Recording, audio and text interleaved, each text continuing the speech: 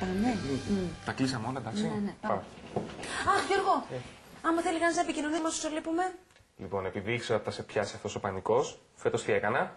Τι έκανες? Πήρα τηλέφωνο με τηλεφωνητή. Λοιπόν, αφήσουμε μηνυματάκι. Λοιπόν, αυτή τη στιγμή απουσιάζουμε. Αφήστε το μήνυμά σας μετά το χαρακτηριστικό ήχο και εμείς θα επικοινωνήσουμε μαζί σας. Πάμε. Πάμε. Όχι ρε, γιατί θα λείψουμε 2 εβδομάδες και όποιος αφήσει μήνυμα θα νομίζω δεν θέλουμε να απαντήσουμε.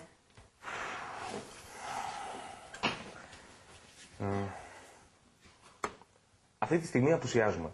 Είμαστε σε διακοπές και θα γυρίσουμε στις 10 Νοεμβρίου. Παρακαλώ, αφήστε το μήνυμά σας και εμείς θα επικοινωνήσουμε μαζί σας. Πάμε. Πάμε. Τι είναι? Αν τηλεφωνήσει κανένας διαρρήκτης. Διαρρήκτης.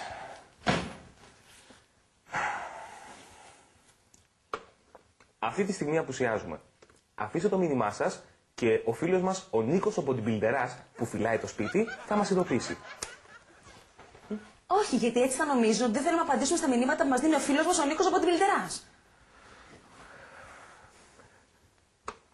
Αυτή τη στιγμή απουσιάζουμε. Είμαστε σε διακοπές. Θα γυρίσουμε στις 10 Νοεμβρίου. Αφήστε το μήνυμά σας και ο φίλος μας, ο Νίκος ο bodybuilderάς, ο κουφός που φυλάει το σπίτι μας, θα μας ειδοποιήσει.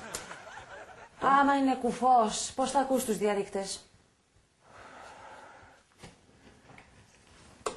Αυτή τη στιγμή απουσιάζουμε.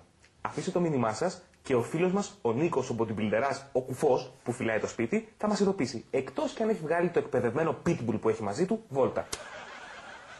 Έτσι τους λες ότι λείπει.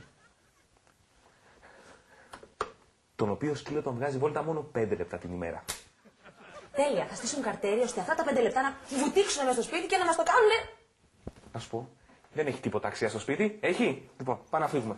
Έχει, την τηλεφωνητή είναι καινούριος. Τον πάρουμε μαζί.